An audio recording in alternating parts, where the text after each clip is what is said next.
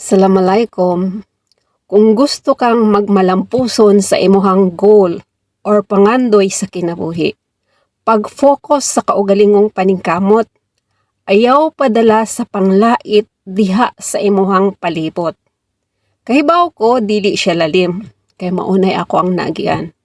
Mga sakit nga istorya, bisan wala ka magpangayog tabang nila, pero sakit imuhang madungog ngadto nila. Mga taong walay naambag sa imuhang pagpaningkamot, puro sakit imuhang madungog, mga panglait sa palibot. Mao na ako ang naagian, i-share ninyo. Panahon nga ako'y nag-eskwela isip working student nga nag-college ko. Dili siya lalim. Ang kinabuhi na ako naagian, dili jud siya sayon. Puno mga pagsuway. Daghan kong nadungog nga dili maayo. Down na down ko, wala ko'y maduulan, kundi pagsalig lang yun sa kaitasan. Inubanan sa kinasing-kasing nga pagpaningkamot. Ingana ang kinabuhi. Tanang lihok nimo mga tao sa imuhang palibot nakabantay, puro panglait. Pero ang importante, kinahanglang determinado ka sa imuhang goal.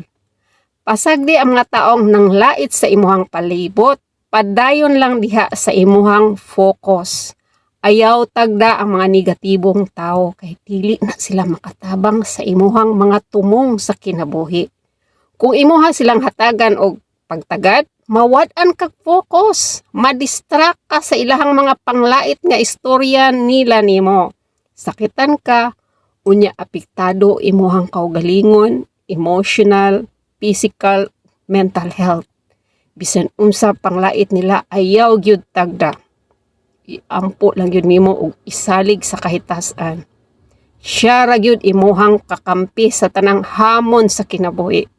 Bisag unsa pa pangdaot nila, parte gyud na sa kinabuhi. Ang importante magpadayon ka diha sa imuhang determinado sa imong kaugalingon. Hinumdumi nga ikaw ang nagkupot or nagdala sa imuhang kalampusan, dili ang ubang tao. Amping, God bless you.